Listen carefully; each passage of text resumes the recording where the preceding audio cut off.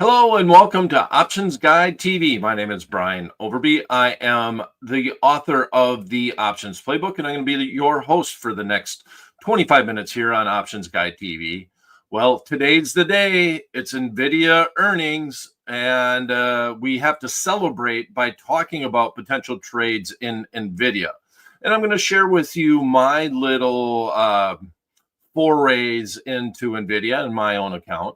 I did do the double up to catch up trade, which I've mentioned many times on Options Guide TV. We actually did a special education event around NVIDIA and that specific trade. But that happened after the DeepSeek moment when we had NVIDIA drop off, mainly because there was a competitor out there that used a weaker chip and made a very usable AI tool. And when that happened, the stock dropped about 15%. In my own account, I took half of my NVIDIA position. Now, this is what's very important, is that you have to have stock in order to do the strategy that we're going to talk about today. But we did a double up to catch up in that we went in and bought one call option and then sold two call options against the 100 shares that was in my account. So I did more than one of those trades over the last couple of months because of the volatility in NVIDIA, and half of my position has been called away. So now we're at the earnings, and I prefer to own the stock again, NVIDIA. A little bit more nervous about the market in general, but I do want to own some in NVIDIA, and I want to get my position back to where it was. So I'm going to look to buy, and what I got called away from me was a couple hundred shares. I didn't do it on the whole position, but I did get a couple hundred shares called away. So I'm going to be doing two contracts of a couple of these trades today. But I want to share with you the entire outlook as far as NVIDIA is concerned. Still think NVIDIA, it's susceptible to news headlines, and that's what's provided the volatility in the stock. The DeepSeek news is still hanging a little bit of a hangover as far as NVIDIA is concerned. There are still people that are wondering if the AI spend has been too much, even though the Meg 7 and all the other major companies out there did not say they're going to go down in spend after the DeepSeek news came out. They're still allocating more and more funds to AI and think that it's the wave of the future. So NVIDIA went down on that news, went back up. Then there's been some tariff news and some trade war news, went back down, and now is back up. We're still not back to where we were when the DeepSeek news hit, which is right at the 140 level. So I find this to be a real interesting earnings report in NVIDIA, in that we're hanging out at 135. The most recent news headlines have been perceived as positive. It hasn't really been the quote unquote fundamentals of NVIDIA that are driving the stock higher, even though they're extremely solid relative to a lot of the Meg 7 stocks and larger cap tech stocks and semiconductor stocks. They trade at a decent PE, a little bit higher value, but obviously the only other Meg 7 stock that actually trades at you could make an argument better valuation would be Alphabet.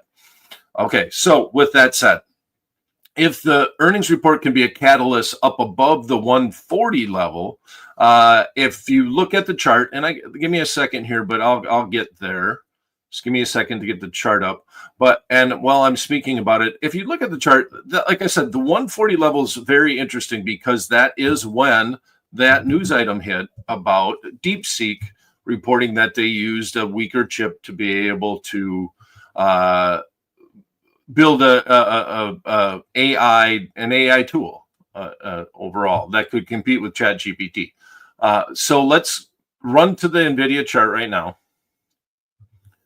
And here is that date that I'm talking about. Here was the drop off. Stock was right around 140.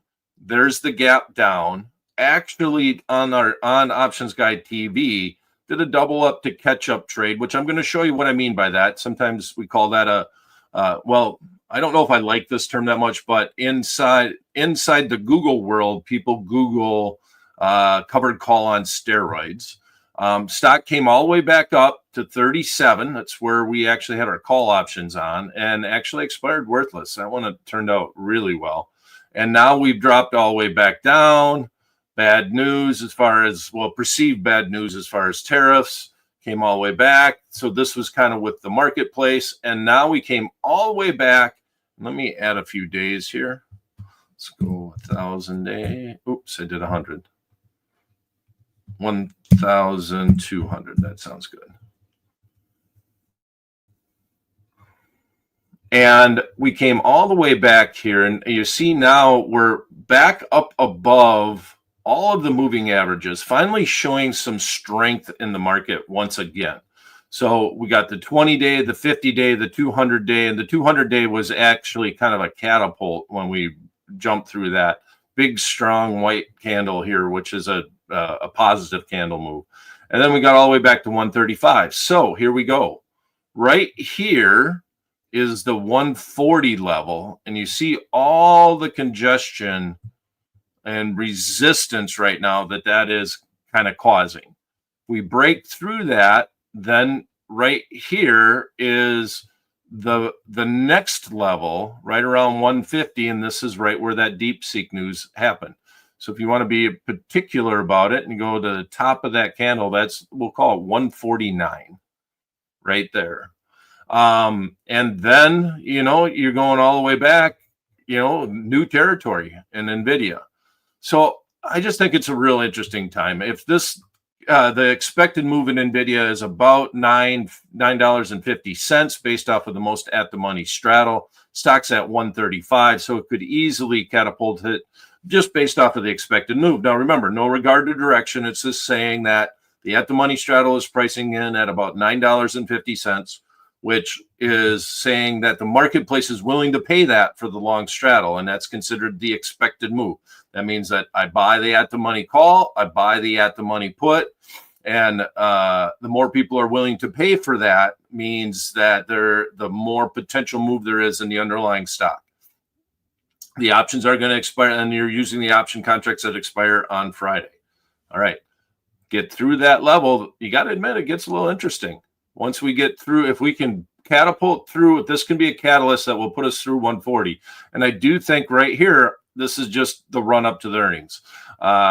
Everybody wants to be mentioned in every company out there, likes to be mentioned in NVIDIA's earnings call after the fact that such and such company is buying these chips. That's usually, well, and in this day and age, it's usually perceived as good news that you're trying to make advancements in AI, but some people are worried about the spend. So yeah, once again, it's going to be a very interesting news report. So moving on, here is my first trade that I want to look at doing. And I may do both of these trades that I'm showing you today in my other account. If I have NVIDIA here at 135.26, the first trade that I'm going to look at is we're going to sell a put spread. If you want to own the stock, we're going to sell a put spread to buy an out of the money long call. There's going to be a requirement. And in my mind, like I said, I had a few hundred shares called away from me. I wouldn't mind buying a few hundred shares. So I'm going to do it 2 times for sure in one of my accounts. I'm going to definitely do this trade 2 times. Doesn't mean that that's a recommendation. I just want to be forthright that I've thought about this trade and I'm prepared to put it on. So if I run to the what if calculator and we look at the first trade, it just says inside the what if calculator, it's just saying a custom spread. And here's the way the profit and loss graph looks in that. And let me send this one to the ticket. Oh, I didn't want the stock in there. Oh, no, I don't have the stock. Okay. It's a 3-legged trade, and I would enter this as a 3-legged trade. I don't mind if you just sell the put spread to start with, but but in general, I think you get better fill prices if you add, the more legs you add when you send it to the floor, the better chance you have at filling close to the midpoint. Okay. We're going to sell the 135 strike put, and we're going to buy the 128 strike put. I am saying I'm selling an at the money option contract, implying that I do not mind buying the stock at 135, and I'm okay with that at this level. If the market went down, go ahead and put me the stock. But I am still nervous, and it's still volatile times, and headlines can happen at any second. So I did buy the 128 strike, which means it's only 7 points down. Expected move is 9 points. I'm giving myself a little bit of protection. Some people might just sell the put outright. I want to protect it. If I do just that trade, you will see that this is just a short spread. So this is just a short put spread from 135 down to 128. I have this type of risk. That's 7 points of risk. That means I'm going to have to put up $700 to put the trade on. But I am saying that I'm going to put up $13,500, which means that if they put me the stock at 135, I'm willing to buy at least 100 shares at 135, which is $13,500. Now, I'm going to take the proceeds, which you can see is $2.58.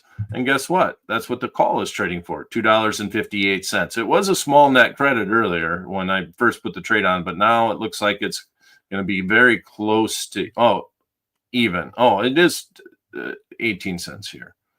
Okay, so let's send this one to ticket and see what it's trading for.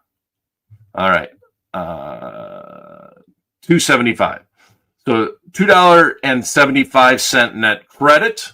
We're then going to take that credit and we're going to spend it. We're going to buy a call option. And I can buy the 141 strike call. Now, obviously, there's a method to my madness here in that I do think it's a strong resistance level right at 140. So if we can break out above that, the potential to go to 150 is not bad, at least according to the charting world. And so I'm buying something that's still within the expected move, right? We're talking about a 9.5 point expected move. So 144, 143, 144, that's still within the move. And I'm going to buy the 141 strike call. So now if we go back and we add the call, here's what the profit and loss graph looks like. So it's a very bullish trade, right? It's not as bullish as just buying a call outright. And you could move it down. And if you're willing to pay for this trade, that's okay. You still got to be bearish or bullish on NVIDIA, right? So this is a very bullish trade on NVIDIA using options.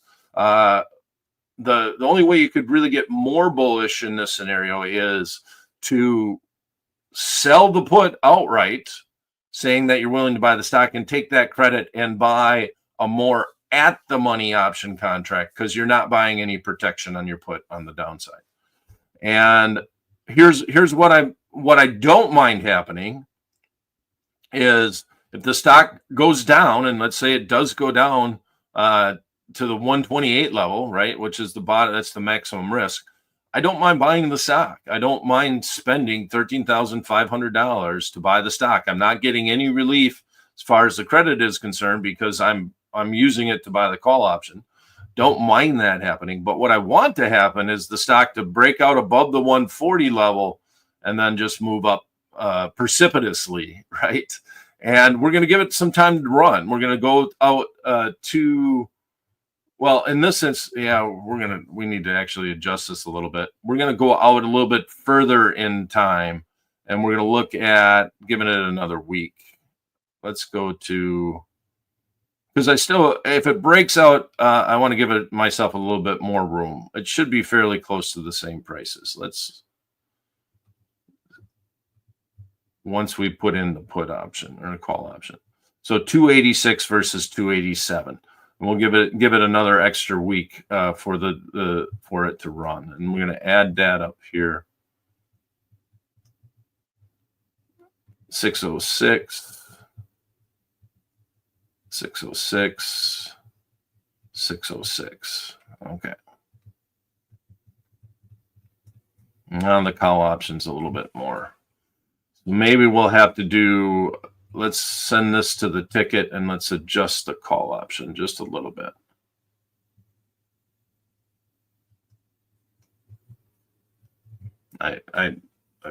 There we go.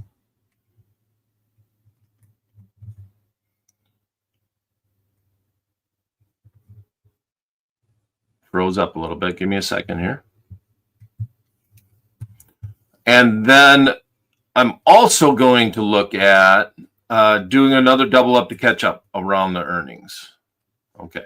So in this instance, we're going to go out till the 6th. We have 9 days remaining until that expiration date. And selling the 135, buying the 128, 141 is 351, 65-cent net debit.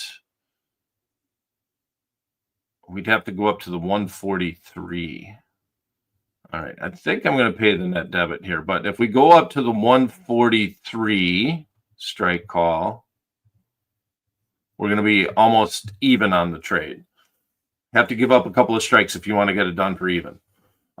So this would be the trade that I would look at. We're going to go out 9 days. We're going to let it run a little bit. As far as 2 days remaining, don't mind that trade, but I'd rather have the 9 days because with NVIDIA, the fundamentals are solid, and there's a chance that after earnings, it might not do much, and then eventually, take hold and maybe go up. I'd rather give it a little bit more time to run. So selling the 135 strike, June 6th put, buying the 128 strike, June 6th put, and then taking the proceeds and buying the 143 strike call. Doing this for a net. And when you enter this, you can enter this as even if you would like, which means that we're going to basically pay 0 for this trade. But even is the vernacular that is used quite often in the marketplace. And actually, we just put even right in the order type if you're willing to, if that's what you want to do. Right now, it's in small net debit of 3 cents at the midpoint. All right. Now, emphasize, I want to buy the stock at 135. That's why I'm doing this. If I don't want to buy the stock, it's a totally different trade. You can do it to speculate on the trade, but obviously you're selling an at the money put spread. You're anticipating that the earnings are going to be good, and you really want to be bullish. You have to be pretty positive that you think NVIDIA's earnings are going to be good in order to put this entire trade on. You have, to the downside, you have 7 points of risk. And so if you get this done for even, basically pay 0 for it, only fees and commissions that may be charged, then your risk is all in this put, which is 7 points. Now, you can do the trade without no cash to buy the stock because we have the protection. And you can adjust this too. If you're willing to go down and take more risk, which is a viable solution to go down to the 125 and then be able to buy the 141 strike calls. So that's a viable solution if you want to go about doing it that way. That's how I would adjust it. If I were to look at this and wanted to get that 141 instead of the 143, I feel like 140 is the breakout level. And I showed you that on the chart. Now, if we go back to the what if calculator, here is the second trade that I'm going to consider doing in my own personal account on my remaining shares of NVIDIA in the one account that I trade quite a bit of options in. We'll go back to here. We're going to remove the stock. And what this is called is a front spread. So let's jump out from let's jump out to the big screen for a second. I'm going to take the time to show you a front spread inside my website, optionsplaybook.com. And I want to talk a little bit about what the setup is. Okay, so let's go to Options Playbook. And you see here, we have what you're doing is you're buying a call at strike A. It's going to be an expensive call. The stock's somewhere down here on the profit and loss graph. You're then going to sell 2 calls at strike B. Now, if you note from the profit and loss graph in the playbook, this risk here is above the price line for the stock, implying that you have limited and known, implying that you have no risk to the downside. That means that we can get it done for a net credit. When can you do this type of trade is when you have volatility. You can't do it on boring stocks with no vol. You need to have volatility. And either you can do it on boring stocks around earnings because implied volatility increases, or you can just do it on a stock that has volatility in it. And so, like I said, around the DeepSeek news, implied volatility is catapulted in NVIDIA, was able to do the trade there. Here's where we are here. Now, if you look at this, you're saying I'm buying 1 call at strike price A, and we're going to sell 2 calls at strike price B, and we're going to sell 2. I'm making a call, right? But don't forget, we're only doing this because we have the stock. So we have our angle like this. This is, I'm trying to copy the graphic inside the playbook. And if you add the stock, we lift the nose up, and all the risk comes from just owning the stock. You no longer have unlimited risk to the upside because that second call option is covered by the 100 shares of stock in your account. So if we go back and we jump back out and we look at this trade in the what if calculator with real numbers, I'll show you it to start with. Okay, let's show the Tradier Pro software. This looks exactly like I'm showing you, right? 131.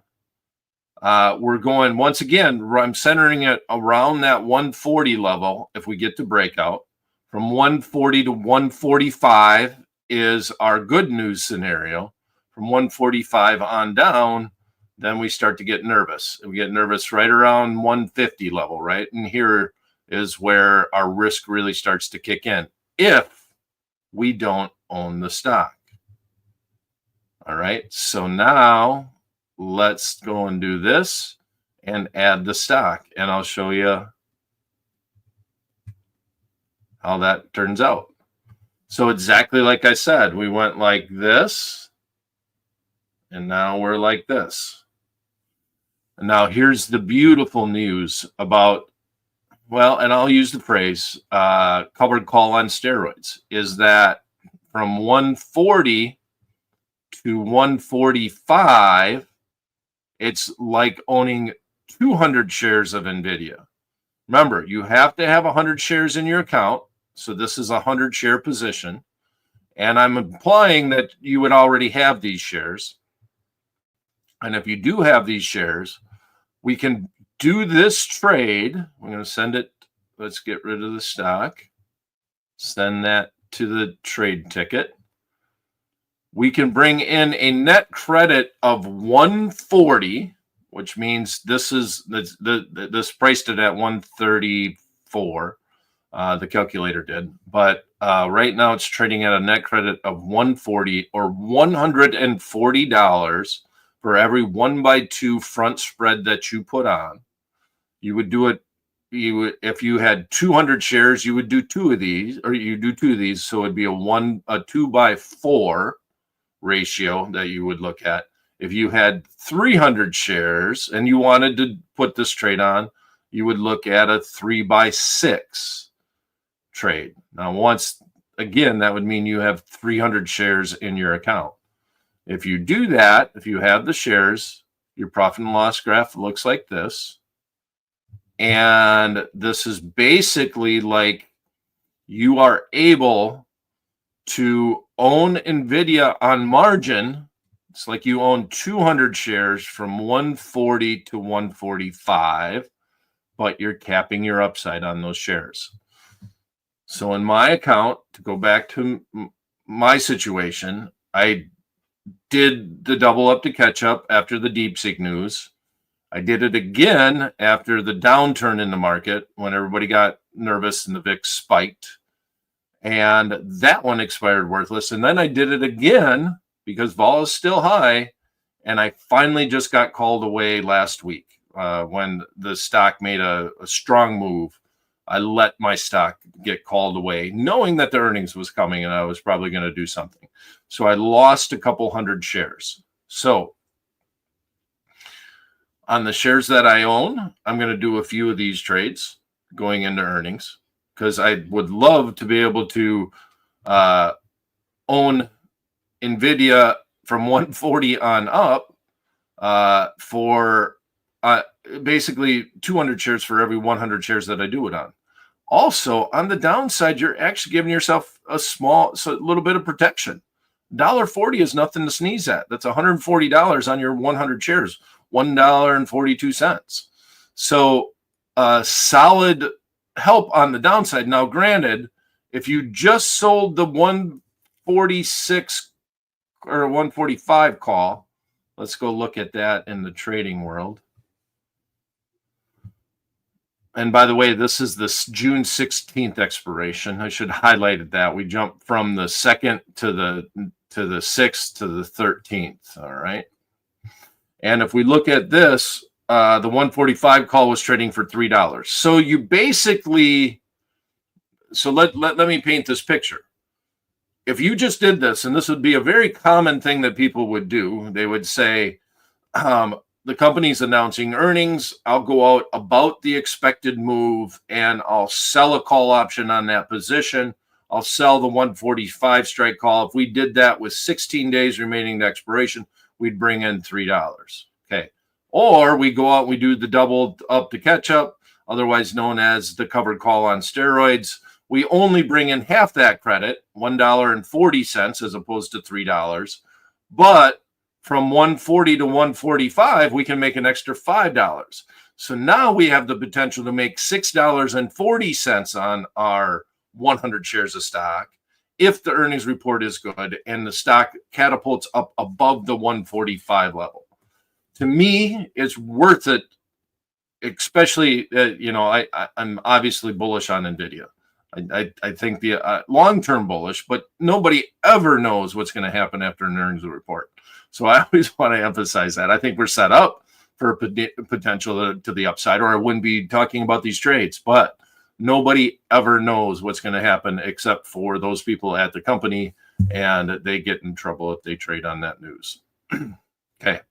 Any questions? Very long show today, and we're right at time. If you have any comments, please do put them in the chat box. I'll be happy to address them during the show. You can watch on x.com. You can watch on hub.tradier.com. That is the preferred location. If you build a sign-on, which is 100% free, you get access to all the videos and a nice catalog of speakers. Very easy access to the videos. All right. No questions. So, quick review. We go back to the what-if calculator. If you own stock, look at doing the front spread. The front spread is outlined inside the options playbook. Going out to the June 13th expiration, buying the 140, which is the breakout level, selling the 145. So if we think that we can get above 140, this could be a catalyst. 145, I think, in my mind, is very feasible by the June 13th expiration. Bring in a net credit of 140. We get that net credit no matter what. You can do this in an IRA account if you have the approval to trade spreads. If you have that approval, you can do this in an IRA account. This is a feasible solution. Now, that's if you own 100 shares of stock. If you don't and you want to own stock or you're willing to own stock, here's the sell the put to buy the call. And you can almost say this is a FOMO trade, the fear of missing out. I don't own the stock and I don't want to miss out, but I don't want to go out and buy the stock ahead of earnings just because of the flat out risk. So I'm going to control my risk by selling a put spread, and I'm going to leverage that by buying an out of money call. And hence it's a positive volatility trade in that I'm selling a lot of vol by selling the at the money put option. And I'm buying a lot of vol by buying the out of money call. but it can mitigate that potential volatility crunch. If we get to breakout above the 140 level, solid trade. But this is the June 16th. The June 6th trade is more exciting. Yeah, this is the one that we have right here. Send that one to ticket. We'll keep that one in the ticket for right now. I will grab a couple of screenshots here, and we will look at both of these trades when it's all said and done. Any other questions on any other positions that we've talked about? We had a good earnings season, a very solid earnings season. A lot of our butterflies paid out.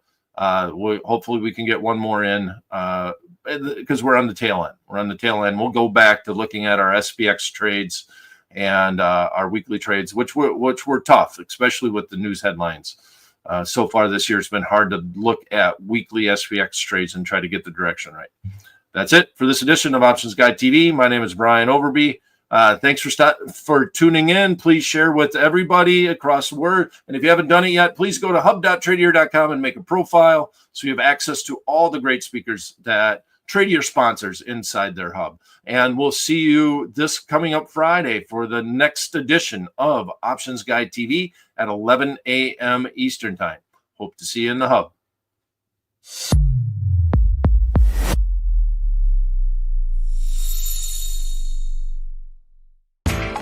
You know how the financial world goes. Here comes the buzzkill.